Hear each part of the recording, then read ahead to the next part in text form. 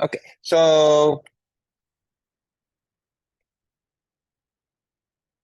just in case you came a couple minutes ago, I was working out this problem 77, which was one of the assignment problems I gave you for the homework. So it seems like, yeah, there's like a part of the problem where you had to compute these functions for the exponential case, uh, which like in one case you should end up with something like this, which it's not very realistic to integrate. So don't worry about integrating that one. The other one should apparently should be more doable for the integration. So try to do that one. But yeah, it is more like the important thing was kind of what I was looking for was for you to find like a version of these formulas. Um, so, but just in case, like it's possible that when you're trying to do 77, then you won't be able to integrate one of those, and that's fine. The other thing that I was going to say is that yeah, my plan probably is to I so um we have four more lectures, and then the last day of class, which is a Wednesday, Wednesday of next week, that's the day of the final. I don't want to cover any new material on Monday of next week. That doesn't make a lot of sense. And I actually probably will try to wrap things up by Wednesday of this week, so that the remaining 2 days of class we can do more like that, more like examples or things like that. So there are not that many topics left that I wanted to cover. So I think I should be able to get to all of them by Wednesday of this week. And then we can just leave the remaining 2 classes like I can show you some applications or some examples or some things, but which do not go over like new theory basically. But yeah, I'll send you like more details about the final sometime this week. But that was kind of my intention, so that like you have like at least like a full week to study the material for the final. So like that was my plan um, for this week. And yeah, like there will instead of like so that like you can just cover that, try to finish everything by Wednesday. I I may give you like one more assignment, but uh we wouldn't have like more quizzes or anything. Like I'll just do something similar where there's like I give you like an assignment that counts for some of the quizzes instead. Um,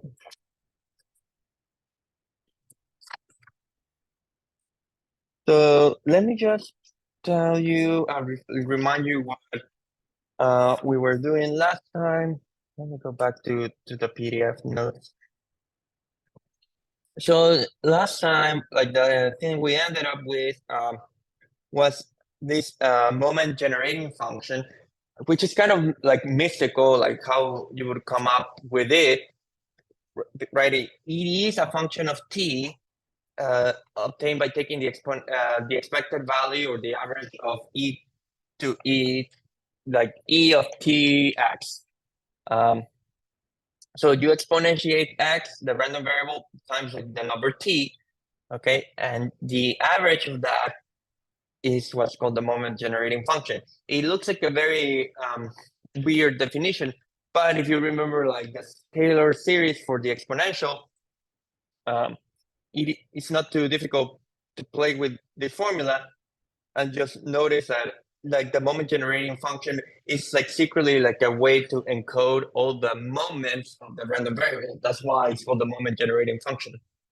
But this particular letter t, the variable t, we don't try to give like too much of a meaning to it, but it is similar to, again, like if you ever take the take a class where you take the Laplace study the Laplace transform of the Fourier transform. It's kind of like has the same type of flavor to those types to those things.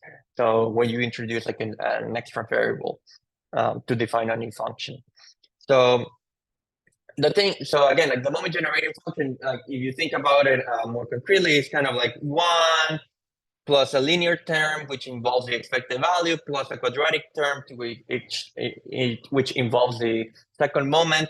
And then the cubic term would involve the cubic moment and so on. So it's like, again, it's kind of like just way useful way to assemble all the expected values in a kind of like in like some sort of function. So the main reason for us why we really care about this moment generating function is that it does have like a very useful property that if your random variable is the sum of two independent random variables, then the moment generating function of the sum is just the product of the moment generating functions. Okay. And it follows from the independence and the fact that the exponential of a sum is a product of the exponentials. So the exponential has like this useful property, right? That takes sums takes sums into products. So this is kind of like the key property for this class about the moment generating function.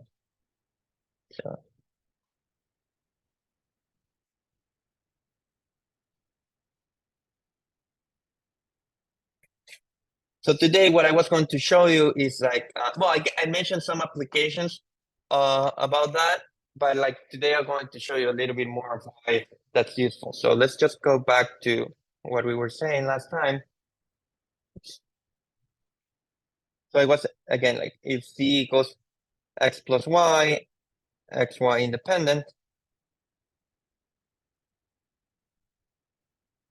then the moment generating function of z is the moment generating function of x, and the moment generating function of y. Okay, so let me give you two applications of that. What can you do with it? Well,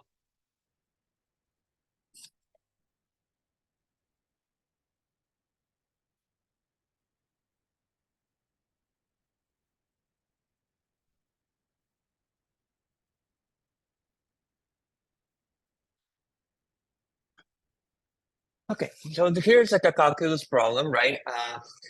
Once you have this equation, again, like it is written in a slightly weird, funny way, but this is each of these terms is a function of t. Okay, so we can take the derivative with respect to t. So you can say, for example, the derivative of the moment of z with respect to t. How could you take the derivative of this other thing? Well, it is like the product rule from Calc 1, right? So this gives you the derivative of mx with respect to t times my plus mx times the derivative of my with respect to t. Okay?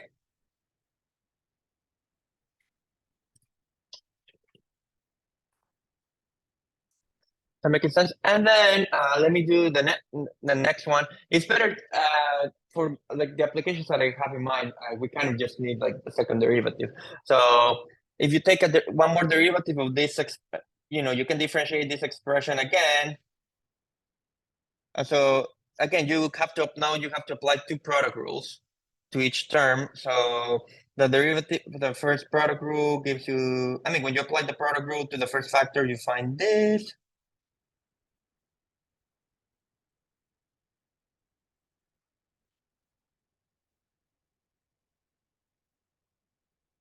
And then when you apply the product rule to the second factor, you get this.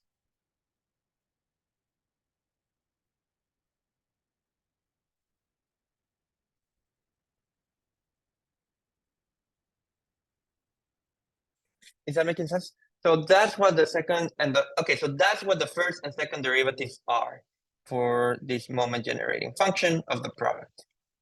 So let's put that in color.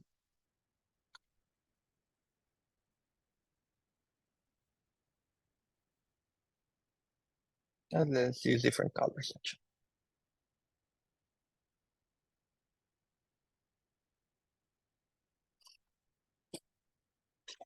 Okay, and why is that useful? Useful because remember that the like the property of the moment generating function is that the expected values are just these derivatives evaluated at t equals 0. So for example, the expected value of c is just the first derivative. And let me use the same color.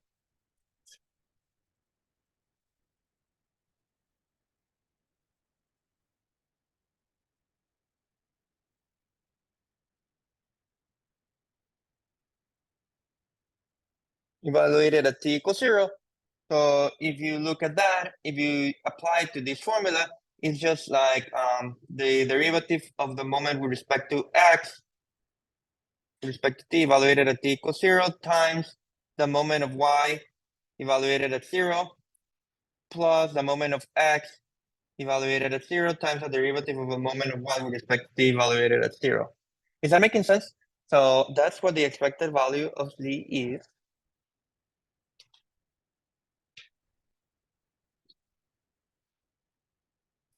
But now why is that useful? Because the moment, I mean, it is like an exponential. So e to the 0 is more or less always 1. So this continues to work in this situation. So e to the, it's kind of like a consequence that e to the 0 is equal to always 1. So these two factors give you 1. And then the derivative of the moment with respect to x at t equals 0, that's just the expected value of x.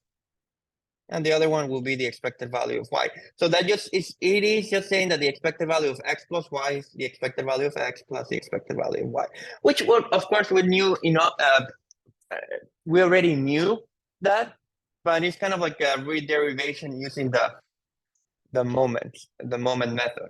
Is that making sense? So we already knew that, but it's kind of like a way to get it using moments. What's more interesting is that like this does help you for the case of the second moment. So it gives us like a nice way to find the second moments, like you see, using this idea. So let's try to apply this idea to the second moment. So the second moment would be the second derivative of the moment with respect to z at t equals 0. Okay, so that gives you the second moment of mx with respect to t squared at t equals 0 times my of 0 plus the first moment evaluated at t equals 0 times the first moment evaluated at t equals 0.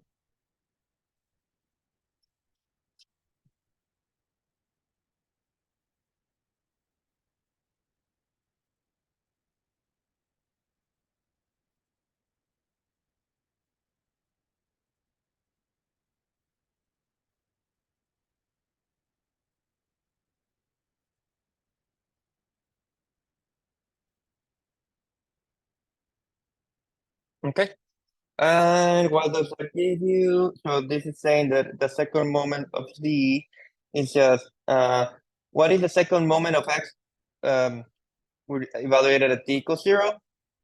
The derivative of the second moment of x. That's just the second moment of x. So this gives you the second moment of x squared. And then this one equals 1, so you don't have to put it. And then this is a product of the expectations.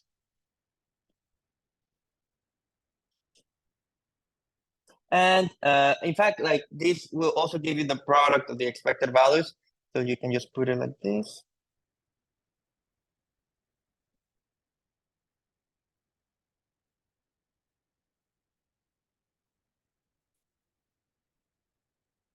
And then this is just gives you the expected value of.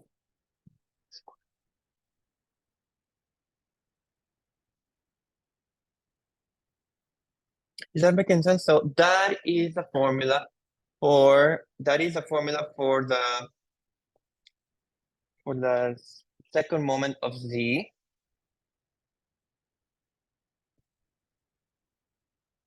And what is the variance? Remember, the variance was the second moment minus the square of the first moment. So the variance of z squared is the second moment minus the first moment squared.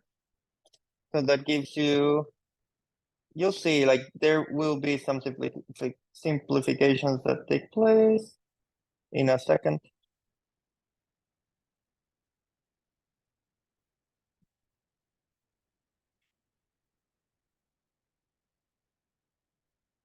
We already we already knew that the expected value of z was just the sum of the expected values. So if you when you do the formula for a plus b squared, you get ex squared minus ex squared plus plus EY squared minus E of Y squared. And then the mixed term, this mixed term cancels out with the mixed term that comes here. So it actually, the mixed terms go away. And so that tells you that the variance of Z, sorry, I should have put here variance of C, not variance of C squared. So the variance of Z, which is X plus Y, is just the sum of the variances. So the variance is additive for independent variables. That is if X and Y are independent, then the variance of X plus Y equals the variance of X plus the variance of. Is that making sense? So it is like, and I'm not saying that this is like the only way to do it with the moments. I mean, there are other ways to show that for in the independent case, the variances just add, but using moments is like a cute way to find it. And I'll do that in a I'll use this in a second once we talk a little bit about the product of Gaussian functions. So the important thing is that these like variances are additive for independent variables, random variables, and this kind of continue. Once you know that it works for 2, it kind of works for n. So you can just say that if you have like n independent random variables, then this continues to happen. So in fact, if x1, x2 up to xn are independent random variables,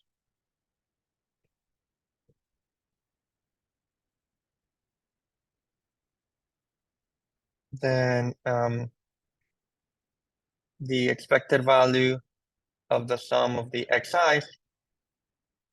I mean, this is kind of true all the time. That doesn't require independence, the linearity of the expected value. That's fine. But what's more interesting is that the variance continues to be additive.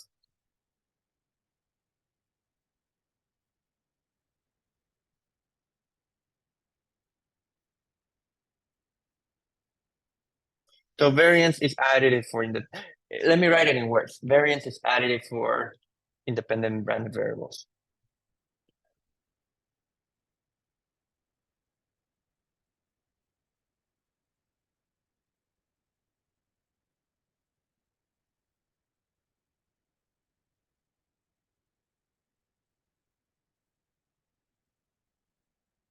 Is that making sense? Any questions about this? So far, so good.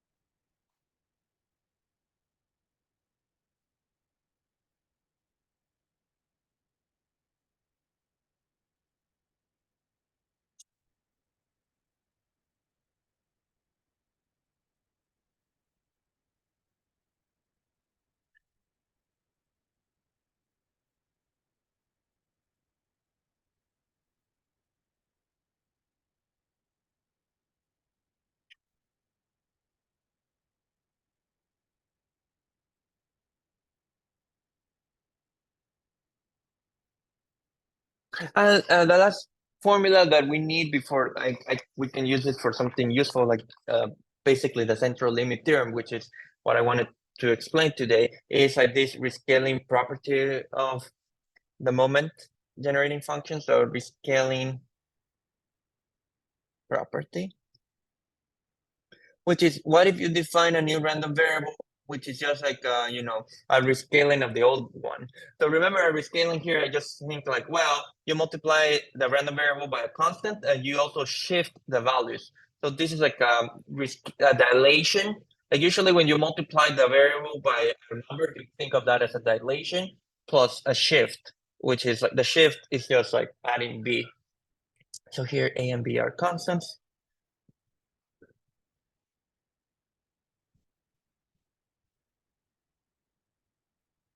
So, well, again, what this is easy thanks to the properties of the exponential. So what is the moment generating function of y? Well, that's e to the e t y. Okay, that's always the definition of what the moment generating function is. But this is the expected value of e t, what is y? Ax plus b. So this is, now you work out where the exponential is.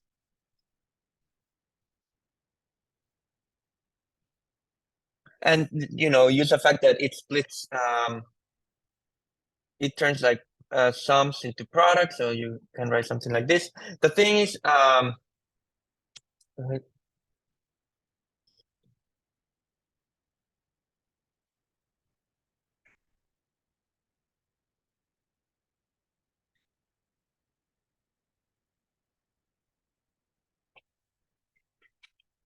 okay, yeah.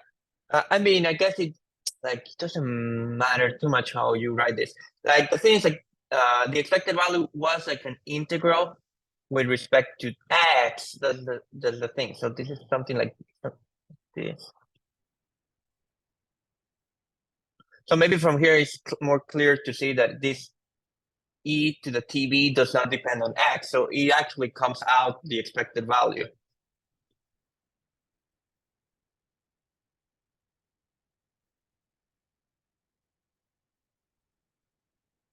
So this just gives you e to the tb.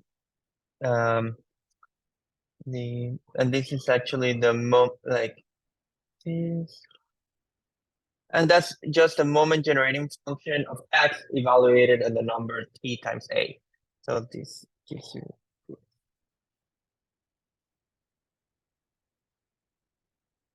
So let me write it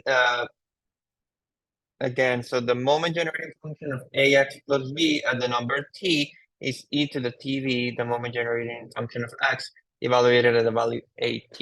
So basically, when you shift, you just multiply by this exponential, and when you dilate, the argument gets dilated as well.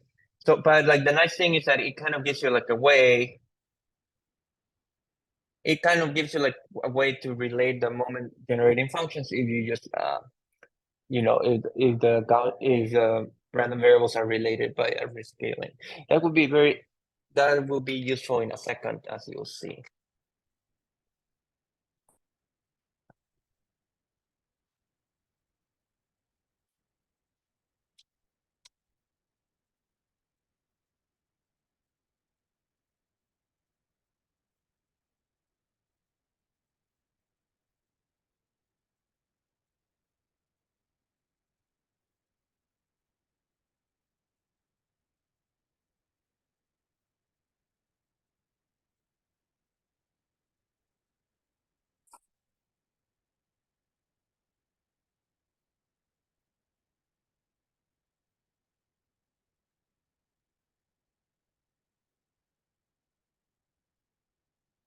Is that making sense?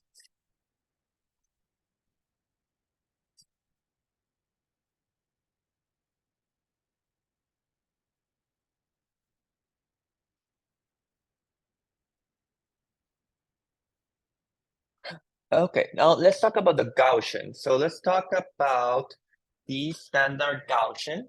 Okay. Usually okay, so now I'm talking about the Gaussian. Uh, the, for some reason, like that one gets called the letter C. So let's talk about the standard Gaussian, or yeah, the most basic one. This one has like mean 0 and standard deviation 1. So this is called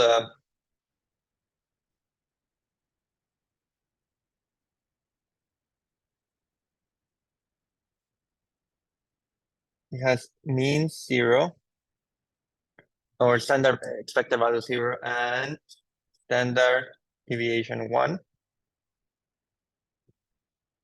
So it's literally like, the bell-shaped curve center at the origin and like the standard deviation is 1. So like the density for this function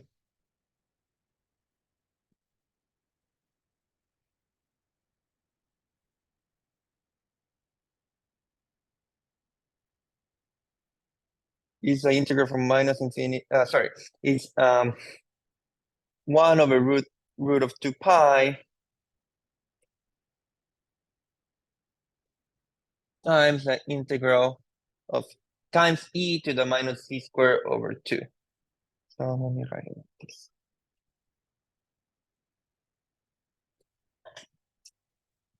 Okay, that is the density function for the standard Gaussian. So like in the general case, there's like a sigma somewhere in here. And then in the general case, there's also like a sigma that appears here, and you're also dividing by this and average value. So this is the most basic of all that you could have.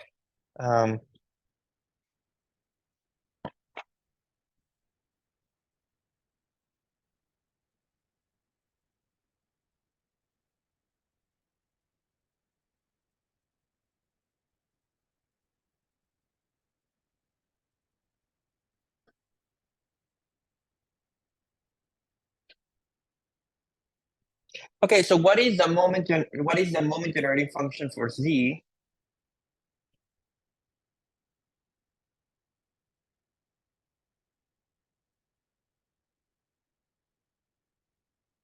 Well, let's just work it out. So if you that is the moment generating function is the expected value of e to the t times c. Okay, that is the integral from minus infinity to infinity of e to the tz times the density function. And then you just substitute what this density function is for the standard Gaussian.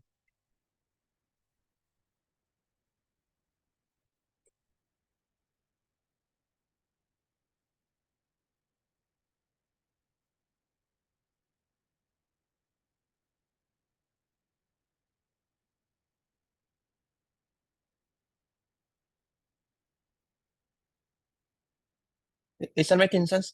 So that is this is the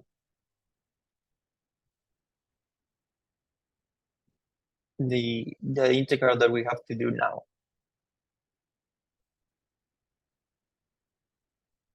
So how can you do in this integral? Actually, it's kind of ironic. The easiest thing to do is to combine the exponentials.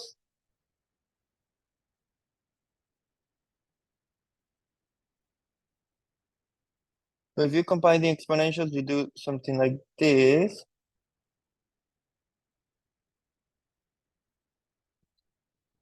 Well, and then you say, how can that be useful? Well, in order to combine the exponentials, let me just put the use the same denominator for both. Okay. So you say, well, how can that be useful? And the idea is that more or less should look like the first two terms of like, the typical expansion for like, they should remind you of completing the squares, basically. So this is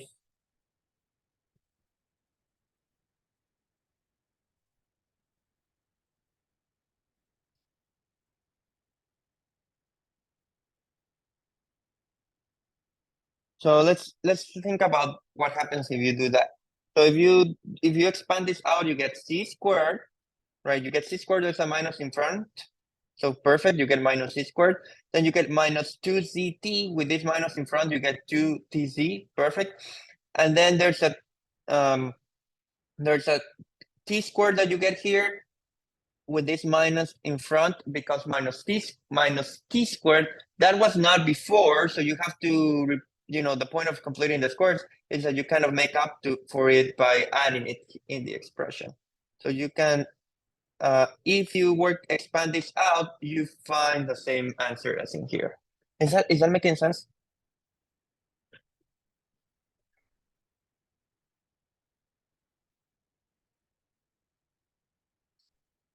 And why is that useful? Because now the problem here is that both terms have the variable of integration. Now only one term has a variable of integration. So actually this is kind of like a constant with respect to the integration. So you can take it out.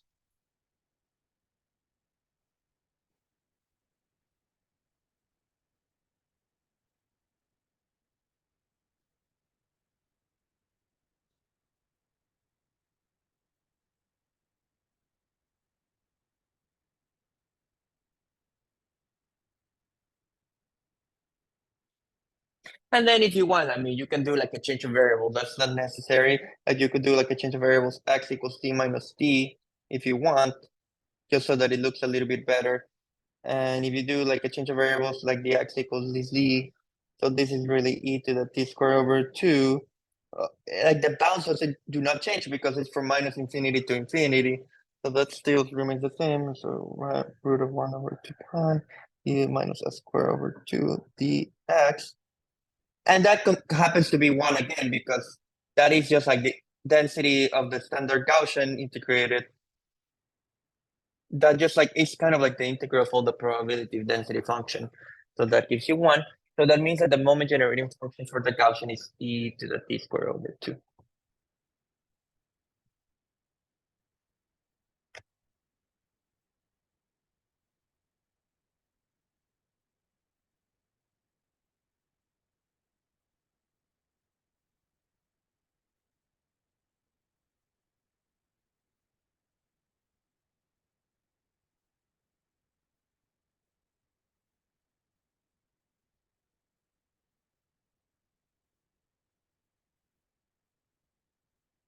Is that okay?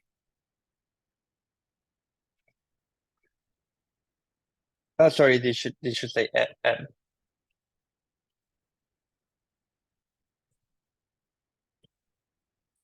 So the it gives you like a very concrete formula for what the moment generating function of the Gaussian is.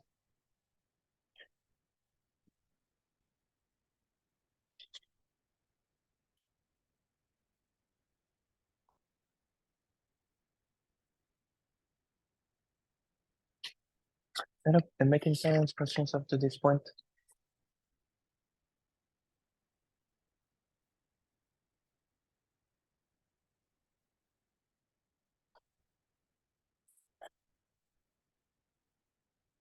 And then why is that useful? Because once you know this one, you can use a rescaling property to find the moment generating function for any other Gaussian. So let's define this define this.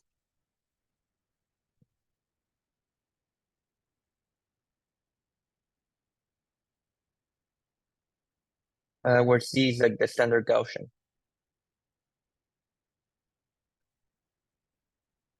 Well, what is the what is the expected value of x? The expected value of x would be the expected value of sigma z plus the expected value of mu. I mean, mu is like just a constant. So this is sigma, the expected value of c times mu. So the expected value of x would just be mu. Okay, so this new random variable has expected value mu. And what is like the variance of x? Well, the variance of x would be, there was like a formula that I had given you some time ago for how the variance changes when you do like a rescaling like this. The variance it's just that before I was calling this a z plus b, but the point is that the variance just squares.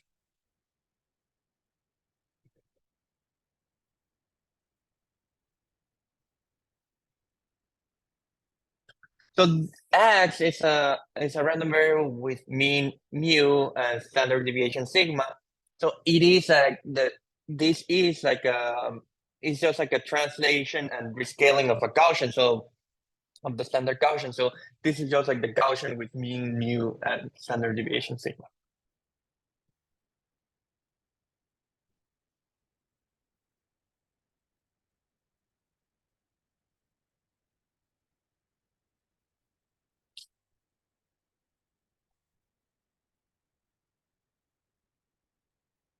So what I'm trying to say, like more pictorially, is that here,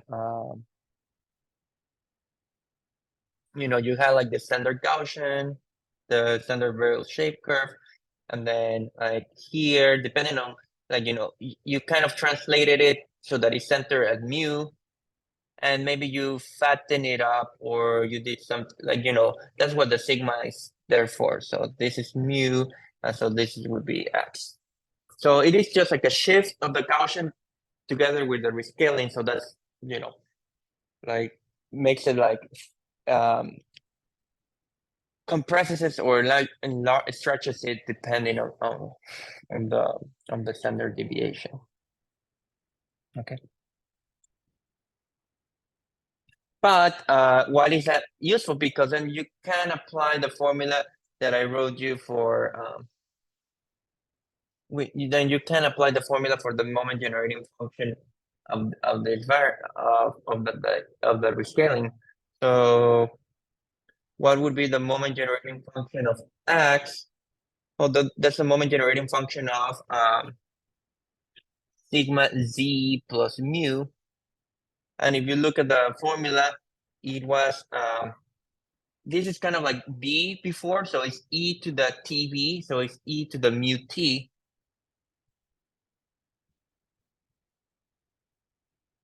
times the moment generating function of z evaluated at at, so that becomes sigma t. So you just have to plug sigma t into this formula. So it will give you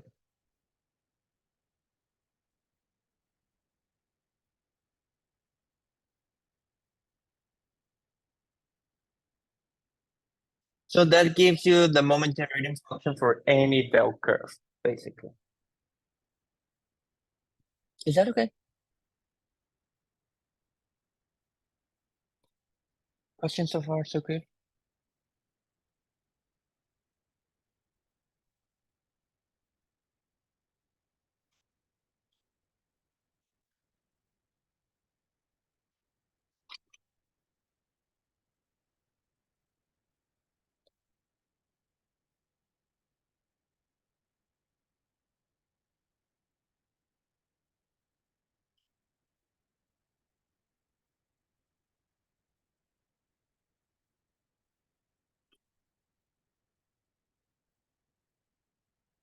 And now finally we are getting to the most important part of one of the two most important things of what I needed to tell you today. So imagine that just to make it more simple to just let's start with two Gaussians. Like imagine that x1 and x2 are two Gaussians. So here's like an application of this.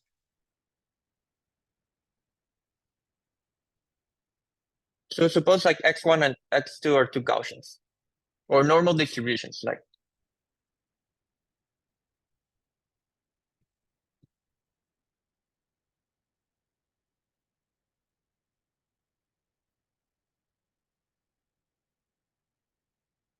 with mean,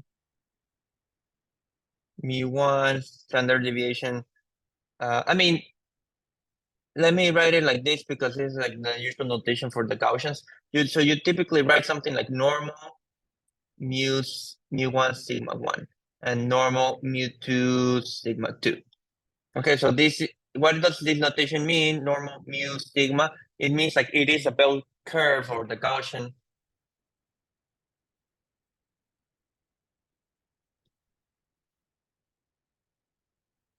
Uh, with mean mu and standard deviation sigma.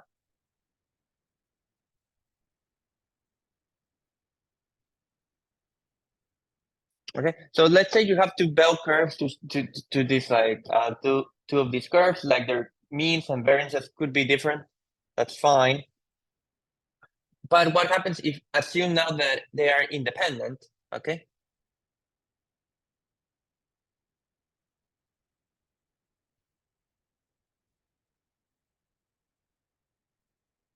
So if they're independent, what is the moment generating function of x1 plus x2 of t. Well, if they're independent, the moment generating function of the sum is just the product of the moment generating functions.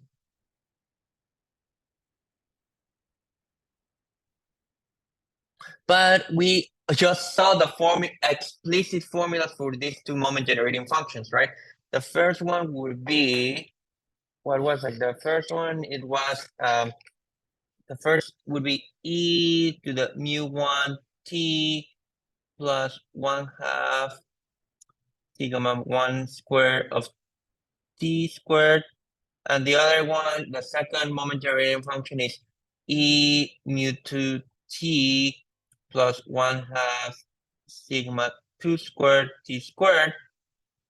So you can just combine that appropriately and you can write it like this. You could write this as e of mu1 plus mu2 times t times e of 1/2 sigma 1 squared plus sigma 2 squared times t squared, right? So that happens, yeah, I'm taking this term with this term, go put it here.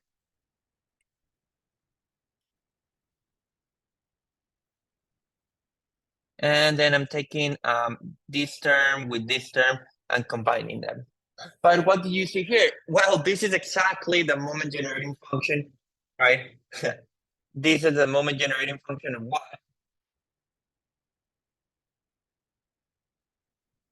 It's the moment generating function of x, where x is what? X is a Gaussian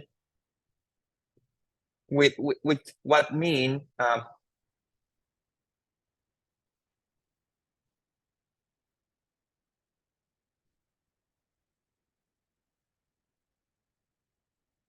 With mean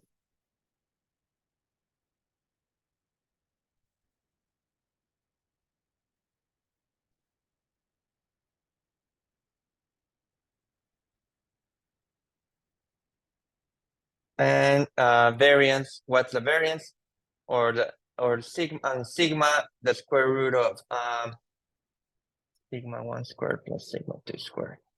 Or in other words, that the variance of x, maybe it's better to say it in terms of the variance of x, is just because remember the variance is the square of the standard deviation.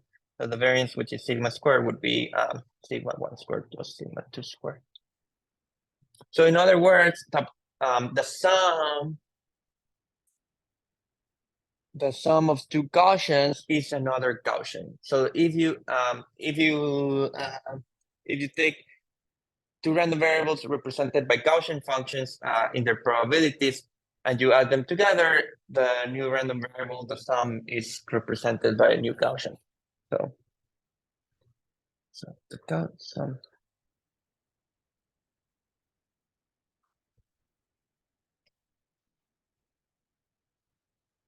So the sum of two random variables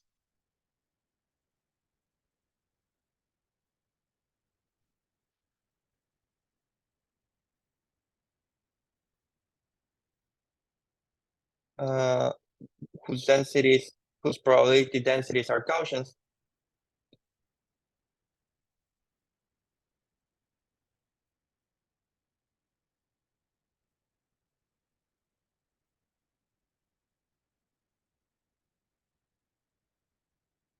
is a random variable also represented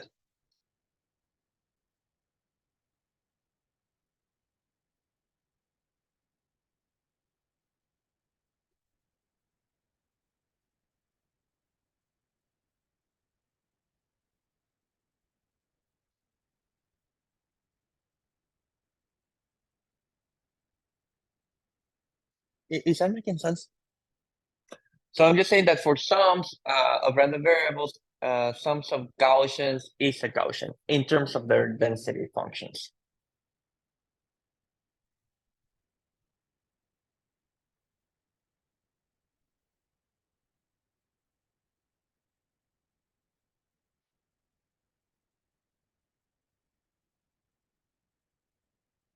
Any questions about this up to now?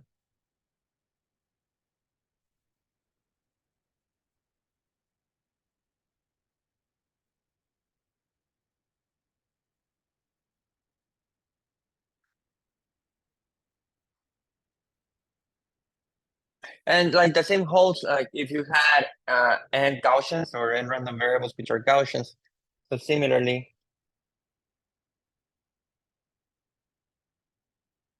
for um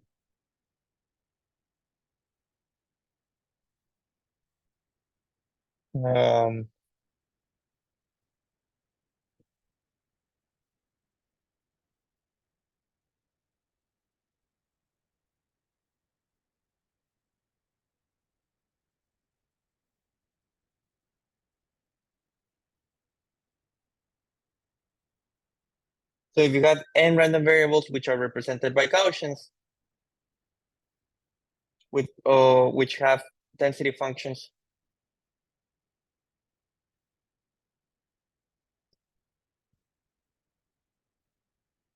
being Gaussians, which means you want me to up to mu n and variance sigma 1 square, sigma 2 square up to sigma n.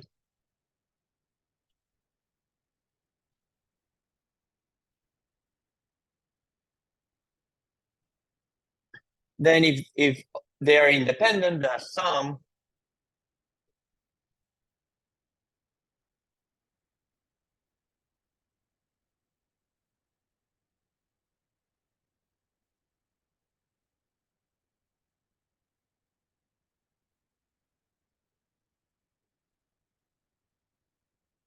the sum is is represented by a random variable with density of the Gaussian function. It's a random variable whose density is also a Gaussian.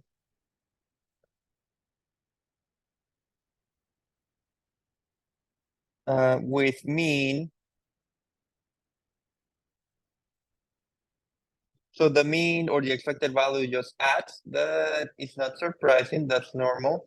What's more interesting is that the variance is the sum of the variances. Well, but I mean, that's also a consequence um, of the stuff that I mentioned earlier about the independent random variables and the variances add. But what's cool here is that you continue to have Gaussians. So that's what's interesting in this case.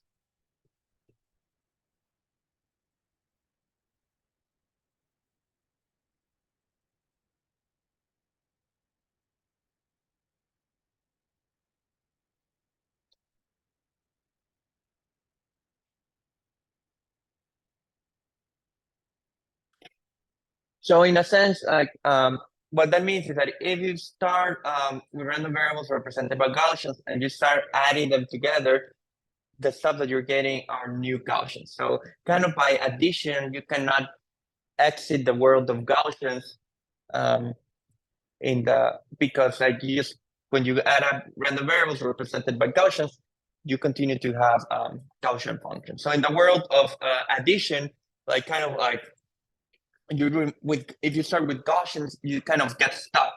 You cannot exit the world of Gaussians. What's kind of interesting, and that's what the central limit theorem says, is that if you started with other random variables, if you start with other random variables which are not necessarily Gaussian, and you start adding them together, then essentially you kind of start becoming more and more like a Gaussian function. So it's kind of saying that everyone, if you add them sufficiently many times, kind of become more and more like a bell-shaped curve. And that's the statement of the central limit theorem. So I have to, I'll explain what it says in a minute, but let me check first if there are more questions about this.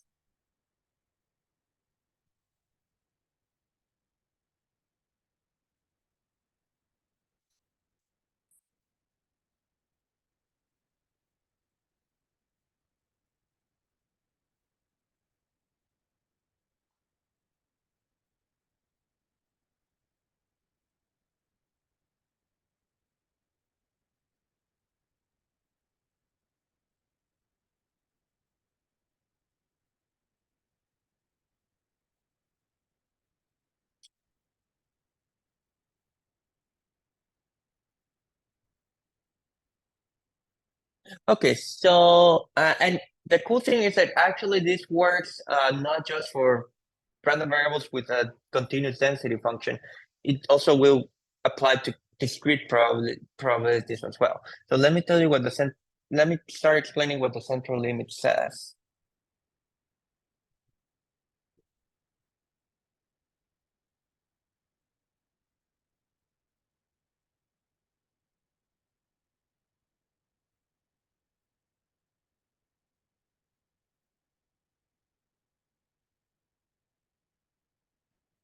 So as I had mentioned, like there are two big results in probability theory that you typically cover in a probability class. One is the central limit theorem, which is the one I'm about to tell you. And the other one is like the law of large numbers, which I may tell you today, or if not, I'll tell you definitely on Wednesday. It just depends on how much, it can be a lot of like, can be a lot of information to just like share at once. So it may not be, it may be prudent to wait one more class depending if um, if if we don't have too much time left. So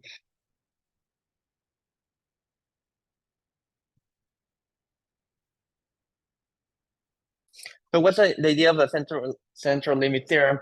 I mean, again, you can think about it with random variables which are discrete. So let's start with the discrete case. So you could think about something like this, discrete case.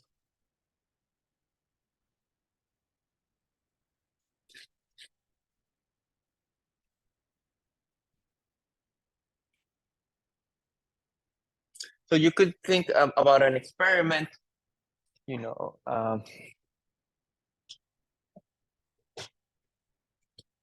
let's think about an experiment where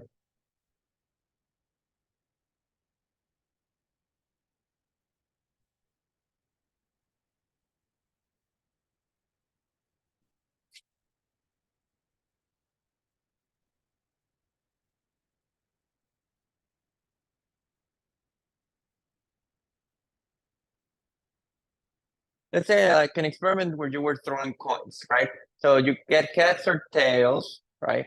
So you could have like the probability of that x equals heads, it was equal to p, and the probability of x equals tails, it was equal to 1 minus p. Okay, and let's say that you perform this experiment n times.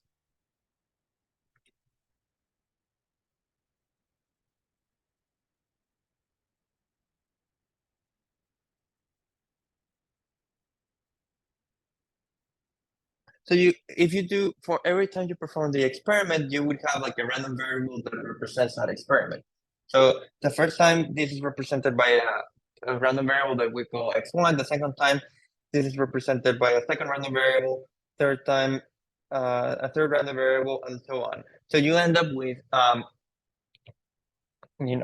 random variables. So what does the sum of these n random variables represents in this case?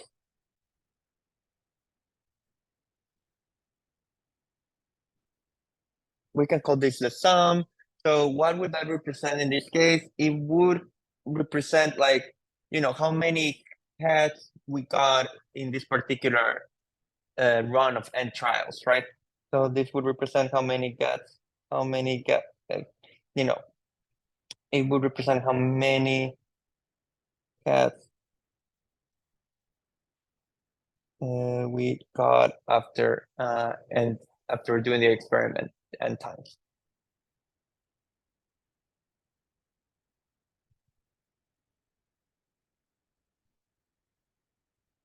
Because what happens like just to make it more concrete, what happens if you get like that the sum equals 4? That means that you got 4 heads, right? Um, that's the thing, because like every time you got a head, you added a 1, and otherwise you were putting a 0. So if someone tells you the value for this random variable was like 4, that means that you got 4 heads. Of course, like the things like when you do this like many times, sometimes you would get like imagine that n equals 10. So you're throwing the coins 10 times, right? A sequence of 10 throws. So sometimes you would get 4, but another time you get run this experiment 10 times, you get a 5, and other time that you got run the experiment, maybe you get a 10, you're super lucky, and all the times it landed on heads. So I'm just saying, like, from time to time, that it's not that Sn will always be, it's not that Sn would always be 4 or 5 or 10. How many times that it ends up being depends on, it has like a probability of giving you certain values, right? In fact, this is more or less like this was like another name. This Sn represents like this binomial, this random variable.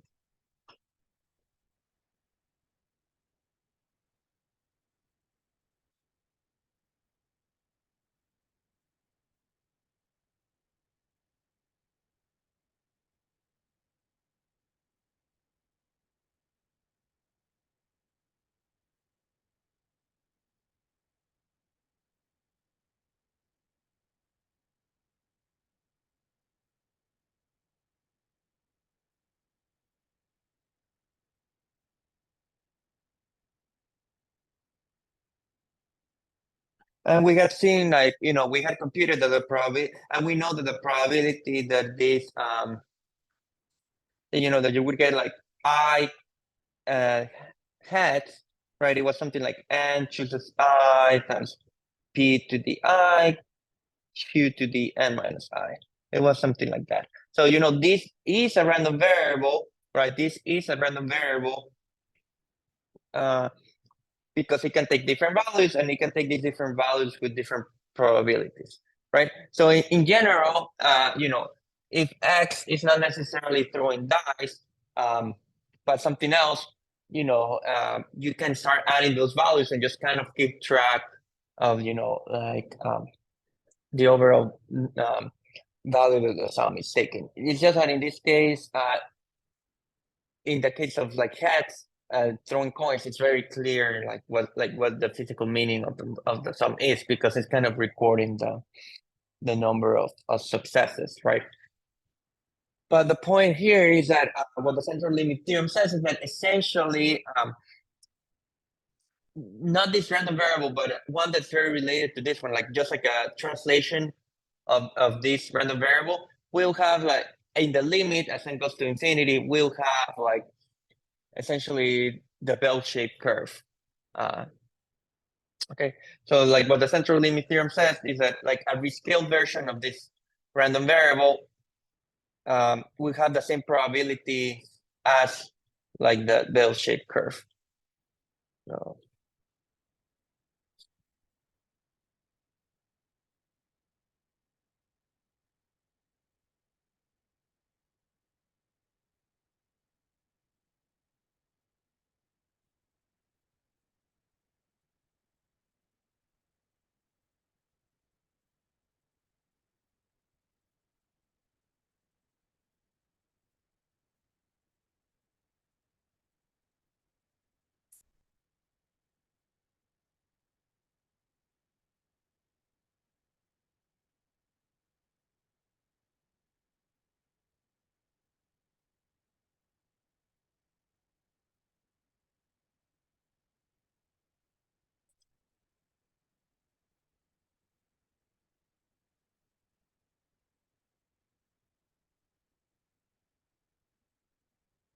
okay.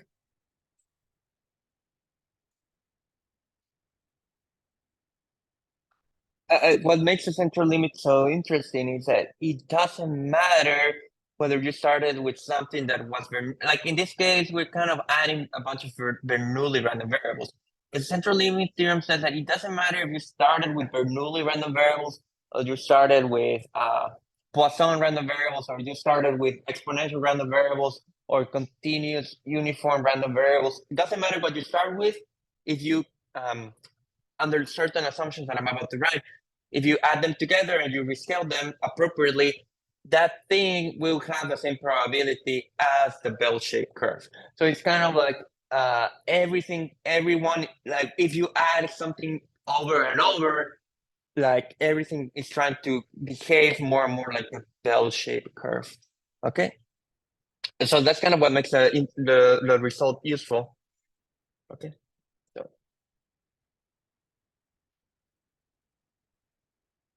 so let me try to write it in a way that's kind of digestible. So in the central limit theorem is that you have let's say you have n random variables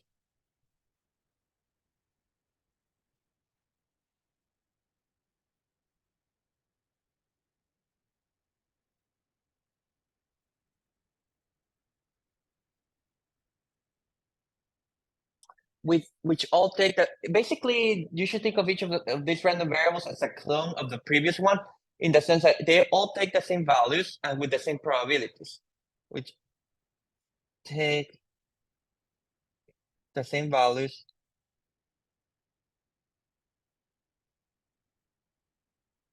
with the same probabilities. So by that, I just mean that the probability, like in the continuous case, okay, so in the discrete case, that just means, in the discrete case, that just means that the probability that x1 equals I is the same, or like, let's call it x, that x1 equals a value, let's call it A. That the probability that x1 equals A is the same as the probability that x2 equals A, which is the same as the probability that xn equals A. So they all take the value A with the same probability. So it's kind of what happens if you take the same die and you throw it over and over, right? Like each die takes the lands on the side 5 with probability 1/6 if everything is fair. Okay, so in the discrete case, that just means that the probability that each random variable takes the same value is they're all the same probability. And in the continuous case, it just means that the density functions are the same. So the density function of x1 of x is the same as the density function of x2 of x, which is the same as the density function of xn of x. Okay, so you should really think of these as like n clones of the same random variable. It's kind of like taking like the same setup, the same physical experiment, and repeating it n times under the same initial conditions and same everything. So it is like doing the same experiment, exactly the identical experiment n times.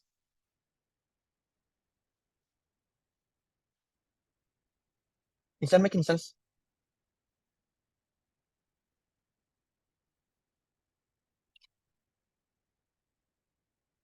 And then we assume, okay, so that's the first assumption, that you're kind of just taking copies of the same setup, or the same experiment.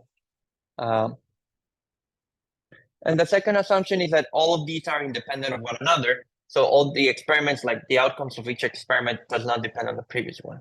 So also assume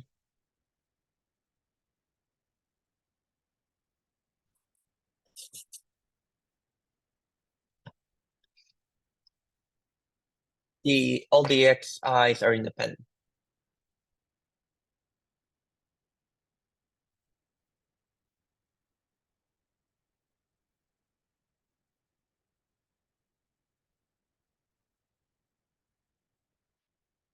Okay, so far so good. Is the setup making sense?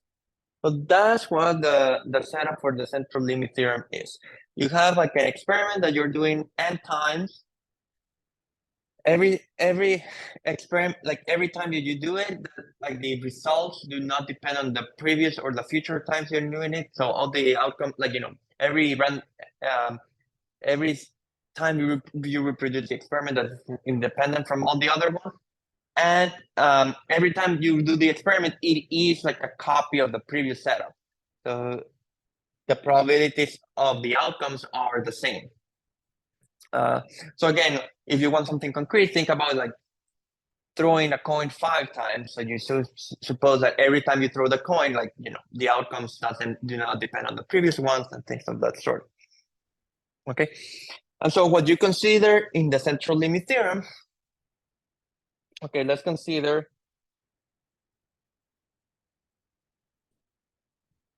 Sn, which is the sum of the xn's. Okay. So this is kind of like the sum for like the results that you're getting in the first n outcomes, right?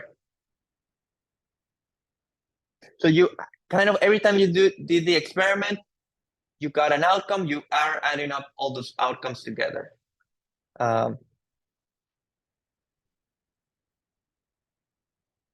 Okay, so this is kind of a random variable. This is a random variable.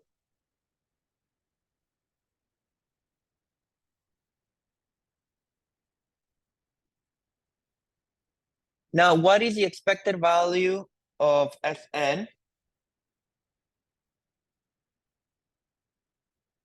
Well, that's the expected value of the sum, right? But if you remember, the expected value of the sum is just the sum of the expected values. And because of our assumption that all the random variables have the same probabilities and take the same values, all of these expected values are the same. So you can just call this n times mu, where mu is like, the expected value of x1, which is just the same as the expected value of x2, which is the same as the expected value of xn. Is that making sense? So all of these, again, like our assumptions imply that all the random variables have the same expected value, and they will also have the same variance. So what is the variance of the Sn? Let me put the variance of Sn. Well, that's the variance of x1 plus x2 up to xn because of the independence assumption. The variance add, that's where you do need the independence. So the variance add. And because of the assumption that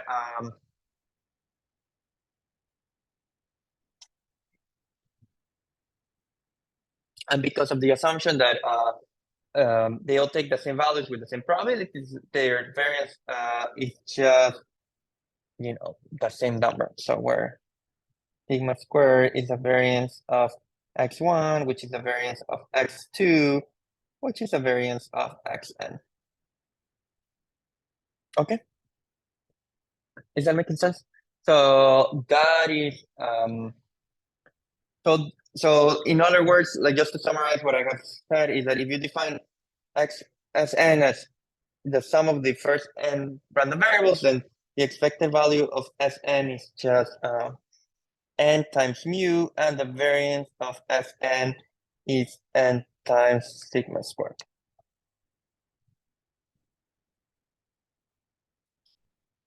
Okay, so what's happening here? I mean, that makes sense. If you just keep adding up the results, it does make sense that the expected value will keep growing, and the same for the variance. Like the dispersion could increase because if you just add up together like what you're getting. So that's where like the rescaling needs to be introduced, because if you just work with Sn directly, then like these numbers kind of diverge, right? Like as n goes to infinity, this goes to infinity, and as n goes to infinity, this goes to infinity as well. So you have to rescale the random variable a little bit kind of to control the mean and the variance of it. Okay, so how can you rescale it? Let's rescale it this way. So let me call this S and res for rescaling. So res for rescaling. So I'm just going to take x1 plus x2 plus xn, but now I'm going to subtract n times mu. Okay, and I'm going to divide by root of n times sigma.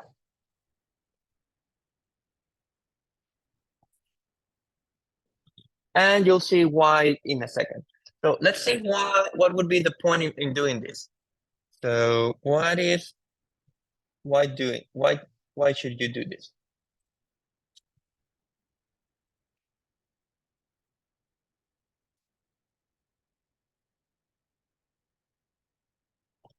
So what can anyone tell me what is the expected value of this rescaled sum? What do you think this gives?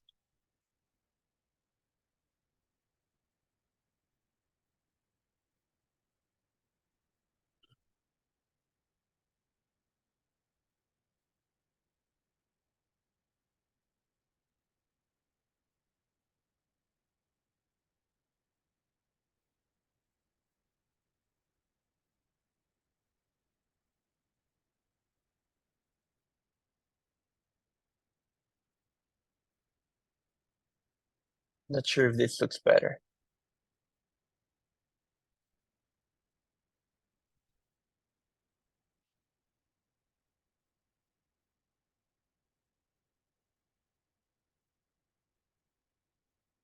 Well, this is going to be 0, right? Because we had already said that the expected value of Sn was n times mu. So you're kind of subtracting the expected value of the sum to kind of recenter it. Like we're trying to recenter the sum so that the average value is 0. So it's like this kind of like a convenient thing to do. Like reshift everything so that now all the sums after the shift are take average value of 0. So this is just 0. Okay, so this is like center at 0. And then what is the variance? Um, what is the variance of Sn rescaled? Well, the thing, like when you subtract a constant, that doesn't affect the variance because like that doesn't cause any dispersion. So the variance, it is just the variance of, it's basically this.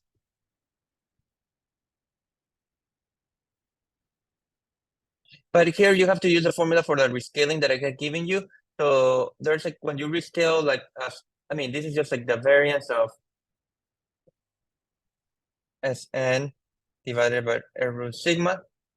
But the variance, if you multiply a random variable by a number, the variance just gets rescaled by the square of the number. So you just get root of n sigma squared times the variance of Sn. But what is the variance of Sn? Sn has variance n times sigma squared. So you get n times sigma squared.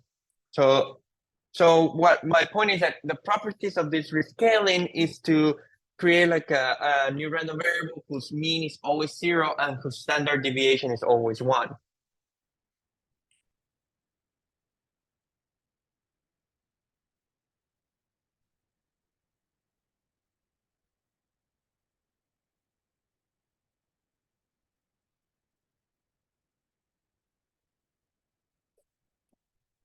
And so and that is all. So you're just imagine that you said like, well, you have something that has this probability, like you have this random variable with um you know with variance 1 and expected value 0. I mean, you could imagine there are tons of like density functions that have these two properties, right? I mean, in fact, like, you start with your favorite one, rescale it and translate it, and then you have one that has this behavior. What is impressive about the central limit theorem is that it says that in the limit, once you do this rescaling, the probabilities can be computed using the standard Gaussian. So what the central limit theorem says, like,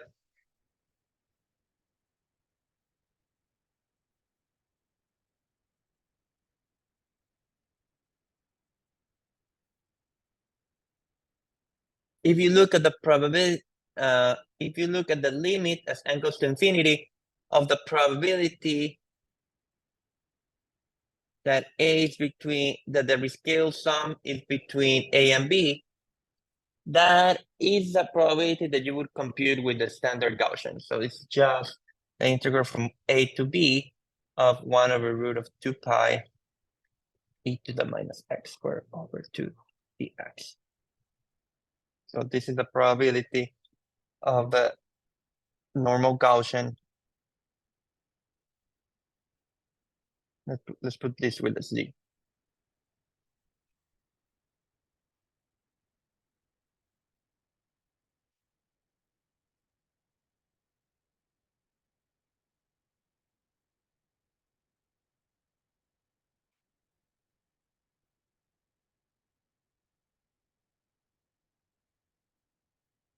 So in other words, like in the limit as n goes to infinity, these probabilities can be computed using the formula for the Gaussian. I mean, which is kind of like surprising because it's saying that when you do this addition process together with the rescaling, you're kind of forcing the distribution to look more like a bell curve. No matter what you started with, as long as like your outcomes are independent of one another, like the experiments are independent, and they all have like this, like the probabilities for remain the same throughout the experiment. So the probabilities for something to happen, take a specific value, remains the same. But so this is the statement of the central limit theorem. I mean, in practice, of course, the way in which it's used, and I'll give you some, like, again, like my plan is to finish, I think, all the material for the course like on Wednesday, so that like Friday and Monday we can just do examples. So once we do examples, you'll see that in practice, the way this is used is just by, obviously you want to use it for a finite number of n. You don't want n to be infinity. So in practice, like, once n is large enough, like you just approximate the probability with a Gaussian, and then you're done. So.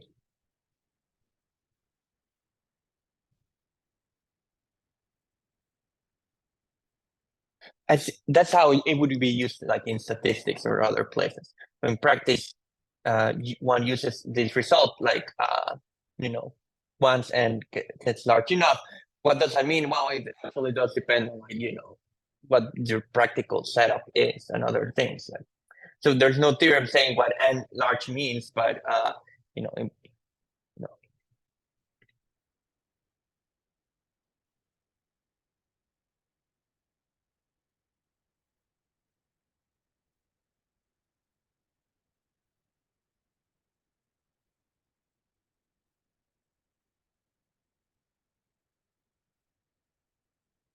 but it's surprisingly useful.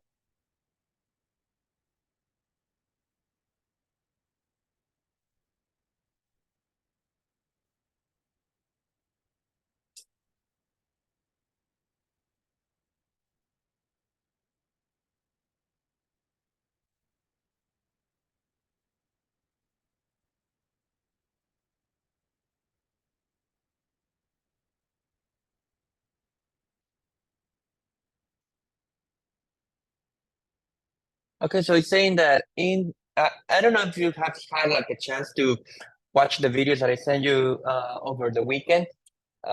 These YouTube videos by Through Blue Brown Brown. I highly recommend them because he had like created like a couple of weeks ago some of these central limit theorem stuff, and they're like very like they're very visually pleasing and like very useful. Like definitely you get like a lot of insight if you watch those theorems. So like kind of conveys in a very nice way what makes like these results so like impressive. I mean that's like even though the phrase that it's assigned to it like kind of says it all, right? It's called the central limit. So it is kind of like one of the this like most important results of all probability. Um, so it's kind of like it's if you want to understand what's going on, it's kind of useful to see like watch the videos. They're kind of and they wouldn't take you more than 1 hour all of them together, and you can stop so you don't have to watch all of them. But I think if you start watching them, you kind of will want to finish them. They're kind of very insightful. But like the proof actually, like at least a part of the proof that I'll show you is surprisingly easy to do with what we have said. So like what we will show, I mean, because the other part is kind of too advanced for this course, but what we can show, and this is that the moment generating functions converges to the moment generating function of the Gaussian. That I will give you. And the other part that implies that the probabilities converge, that is harder, so we cannot do that here. But what I will show here, proof, I'll show you that the limit as n goes to infinity of the moment generating functions of these rescale sums is the moment generating function of the Gaussian. So I'll show you that this works for the moment functions. And from there, you do need more work to conclude that these forces, like the probabilities to converge, and then you need more work. And from there,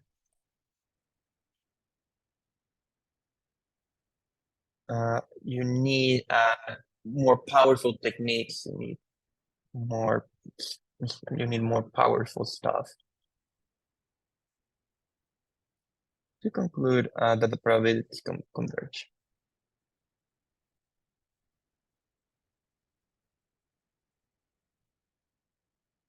But I mean, just like the moment result is kind of interesting in its own right. So it's like a nice thing to see. So again, let me, like, it's very easy. We have all the tools now at our disposal. So what is like this moment thing? So remember, like the rescaled sum is just,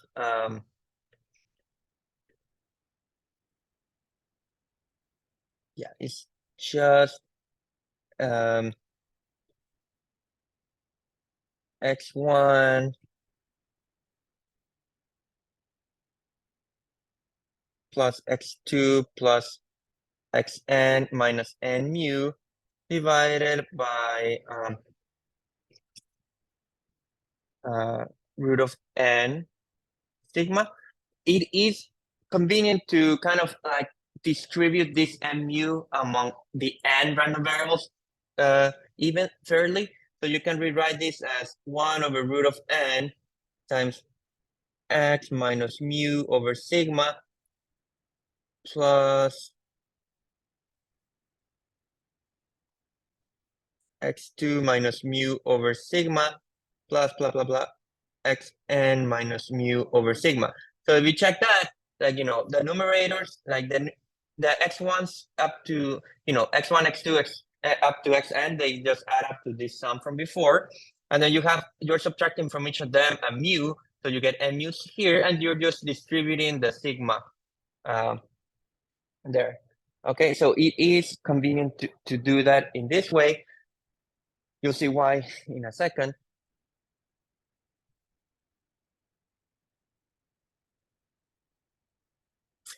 So these, you know, we'll look, I mean, we can put, let's see. Let me define,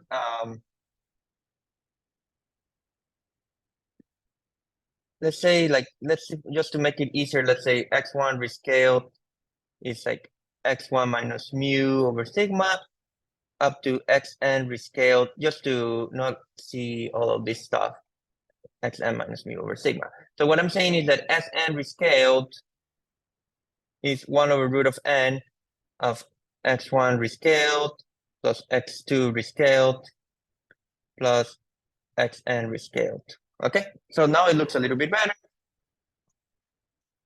And then we know that what's the moment generating function of x1 rescaled plus x2 rescaled up to xn rescaled. Well, this is a sum of independent random variables, so the moment generating function for a sum is just a product. So let me just write it like here.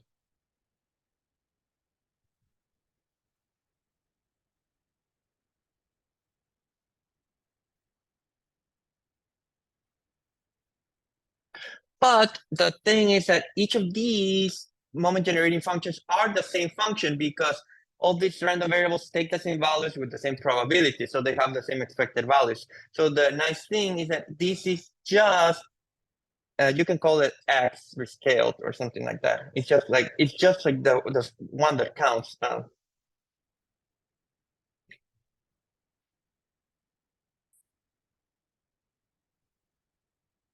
So really, they're all like the same copy. They're all like the same function of t.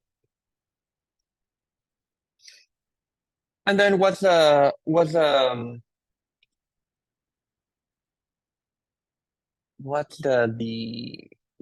the moment generating function of as n rescaled? Well, there's a 1 over root of n in front of that. So if you remember like the dilation formula,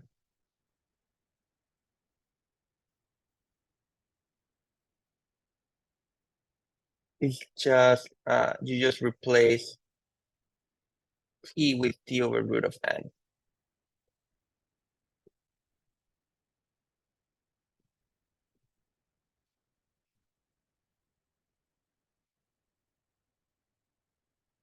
Okay, because again, here we are using this formula. Where did I write it?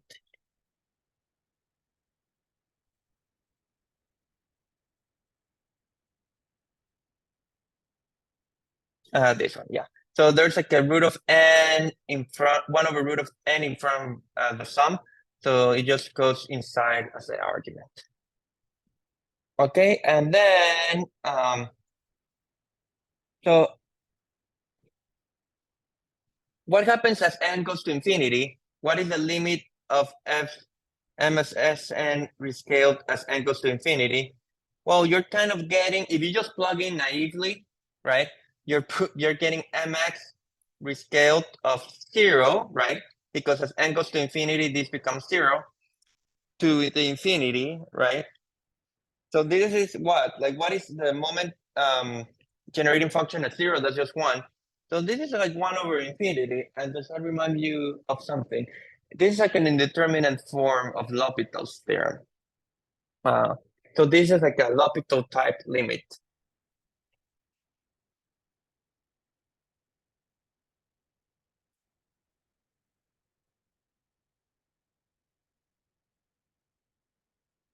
Okay, so I don't know if you remember how you were supposed to do L'Hopital. If it was a ratio, the L'Hopital rule was just like the limit was the ratio of the derivatives, right? And you take the limit of that. But when it was like 1 up to the infinity or 0 to the infinity, I mean, some of these like weird indeterminate forms, what you have, like what you can do first is just take natural log on both sides. That's one way to say it. So let's take ln on both sides. So you get ln of m of Sn rescaled. The cool thing about taking the natural log is that, like, you know, it brings it down. So you get ln of mx rescaled of t over root of n.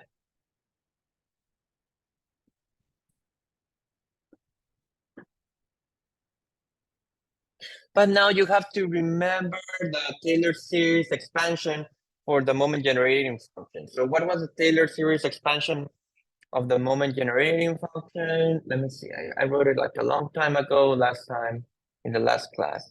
So if you look at the Taylor expansion, the moment generating function is always 1 plus the expected value of t plus something with t squared over 2 and so on.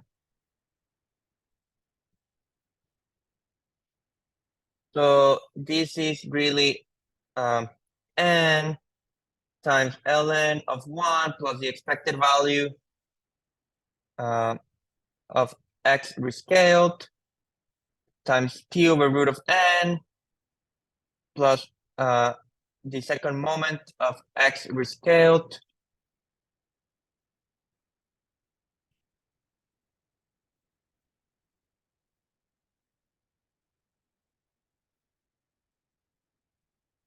over 2 times t over root of n squared plus junk. So there are a bunch of other things that come here.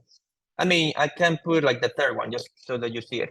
Plus the third moment of x rescaled over 6 because it was 3 factorial, t over root of n cubed, blah, blah, blah, blah, blah, blah. Okay?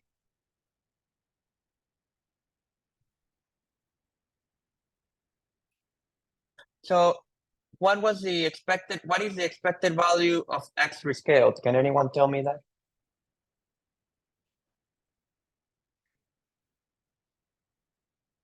X rescaled is what I'm calling like x minus mu over sigma. It's good, excellent. It's 0, perfect. Good. Excellent. And what do you think the variance? I mean, so once this one has mean 0, the variance is just like the second moment square. So the variance of the second moment is becoming distinguishable. So what is the variance of this one? what's the effect of the rescaling? That actually is useful. That's why I divided by sigma here. So what would be the variance of this one?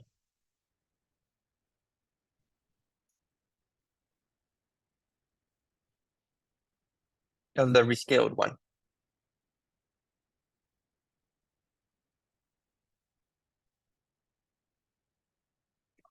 So X had a standard deviation sigma, and when you divide by sigma, the effect of that is making the standard deviation 1. So the rescaling was to make every expected value 0 and every standard deviation or every variance 1. So this one has value 1. So this is really n ln of 1 plus, no, I don't see this term, right? It goes away. And then I have 1/2 of t squared over n.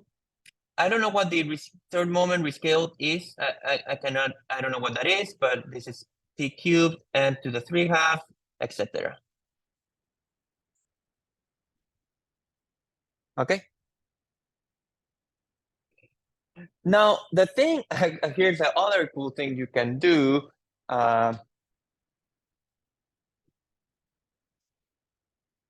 So the other cool thing you can do is that there's a, like, you should think of this as, let's call all of this junk, let's call all of this junk x. So you're really working like n times ln of 1 plus x.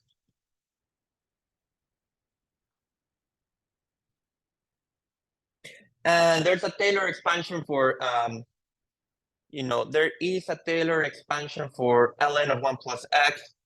So let's see what, so ln of, like the Taylor expansion of ln of 1 plus x is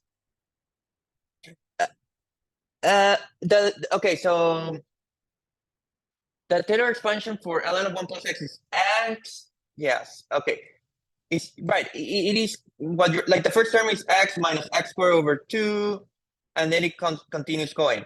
The thing is that if you look, like this is like, it's like kind of a obscene thing to do. But if you look at what's going on here, when you square, when you square every term in x, every term in x has like the power of n in the denominator, right? Or even higher, right? The powers of n keep growing here. So it's n, then n to the 3/2. The next one will be n squared. So every power of x has a power of n squared at least. So this is way smaller than this one, because in this one at least you have like linear terms and other things. So actually, like, if you once you start thinking in terms of the limit, you can ignore the quadratic term and the cubic term and all the others. So this is actually like n times x, which is what you were saying. And this is great because this is, what is n times x? Is n times 1/2 t squared over n plus e to the x cubed rescaled over 6 t squared over n 3/2, blah, blah, blah, blah. And so you see, when you multiply everything, every term by n, you get 1/2 t squared plus e of x cubed rescaled over 6 t cubed over square root of n, blah, blah, blah, blah, blah, blah. And so what happens as n goes to infinity, it's kind of the same. This is a constant with respect to n. This doesn't change. But every term here or after it has at least some power of n. So every term after the first one is actually going to 0. So in the limit as n goes to infinity, you get 1/2 of t squared. Okay, so that means that the logarithm of m of Sn rescaled is 1/2 of t squared. So when you exponentiate both terms, this is telling you that in the limit, I should put limit here. The limit as n goes to infinity gives you that. So when you exponentiate all of this to the power e, what this is saying is the limit as n goes to infinity of m of Sn rescaled is e to the 1/2 t squared. But what's the important thing about this one? This was the moment generating function for the standard Gaussian, right? So this was, if you go back to what we did a little bit earlier,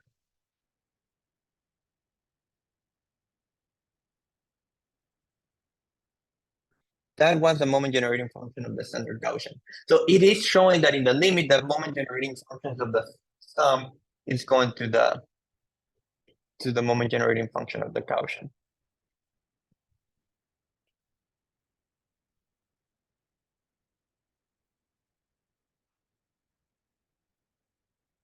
So what happens is that the thing is like, what you conclude from this analysis of like of the Taylor series is that, like, there are a bunch of other terms, like if you look at the Taylor expansion, you do have like the other terms, but they're like being multiplied by powers of n that take care and make all of it go to zero.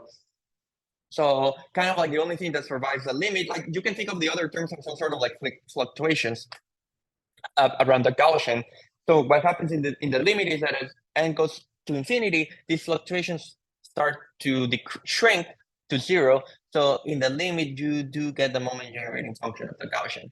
And then from there, again, as I said, concluding from there that the probabilities must converge is a little bit trickier, but at least like this is kind of like half of the work. I mean, maybe not half, but I mean, it is like just seeing this is kind of like a useful thing because it puts a lot of different concepts together. Okay, so that is roughly like the proof of the central limit theorem. So I mean, of course, in practice, like this is like it's not that I'm expecting you to reproduce a proof or anything by that. What I'll show you later some examples. Like it's like the practical consequence of this is that if you're computing like the probability of these rescale sums, once n is large enough, you can replace it by, by a suitable Gaussian, and then that's why the Gaussian is called sometimes the error function, or it's kind of like this, like every book in probability will have like an appendix where it gives you like the values for the Gaussian, like the integrals between different values, because it kind of is what the sums of independent random variables converge to if you rescale them appropriately. Okay, so it's kind of like, and in practice, this is what a lot of people sometimes use to justify the, when you are modeling like a statistical experiment, that you assume that the distribution had to be a bell curve. I mean, they kind of do like some sort of like a heuristic argument based on the central limit theorem. You have to be careful with that in practice. I mean, it is more tricky than how it's used in practice because you have to verify that the hypotheses are satisfied, among other things. But I mean, this is one of the main reasons why the bell curves or the Gaussians are so used in statistics and other places where, um, you know, you don't know maybe what the probability density function is, but you assume, well, maybe you're working with a lot of outcomes or experiments. So by the central limit theorem, that should roughly behave like a Gaussian. So it is like a useful starting point, um, you know. Um, but of course, you have to be a little bit more careful about that. I mean, just to conclude, if someone wants to read about it, if someone is interested about that, I posted like a paper on the Canvas side about the log normal distribution. So that's another important distribution that can appear. So the paper kind of discusses like whether sometimes like times that people use the normal distribution, this bell-shaped curve, whether if instead they should use like the log normal. The thing with the log normal is that kind of that's like the right distribution if instead of like taking the sum of random variables, you're taking the product of random variables, which are positive. That makes sense because many quantities in engineering or the sciences do not take like positive and negative values. Like many quantities like just take like values, uh, like height. Height is not negative, length is not negative, area is not negative. In this central limit theorem, like kind of it is like the random variables, like, and like the normal distributions have like both negative and positive values. So it may not be the most adequate distribution if you're starting with random variables, which are always positive, for example. So in that case, like there is something you can do if you which is kind of like take a rescaled version of their product, and that would give you like the log normal distribution. So this paper kind of compares like in biology and other like areas, other sciences, where people have used like a Gaussian distribution and how that would compare against like a log normal distribution. So it's kind of like just for those of you who are interested more in how you would use this in your life, that can be like an interesting thing to read about. But for us, like we won't go into those so many details, but it's just kind of useful to know that there, it is more tricky than just to say everything is like a bell curve or something like that. So, but yeah, so that's just more or less what I wanted to cover. And we only have like one main theorem left, which is like the law of large numbers. That is way easier to prove than the central limit theorem. So it's like a lot less like, like this, the first time you see it, yeah, it can be very like,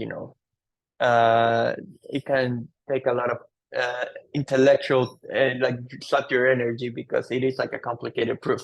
The strong law of large numbers, the proof is like 3 steps, 3 lines, and you'll see very little needs to be argued, and it's intuitively maybe a little bit more clear.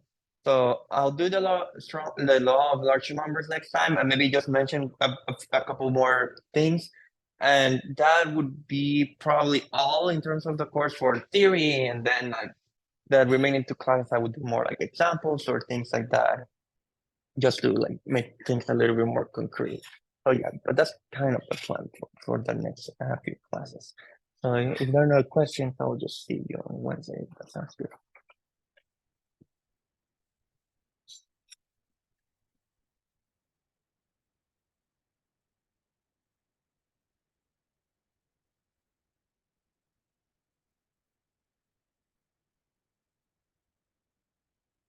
Thank you, Professor. Okay, sure, no problem. See you.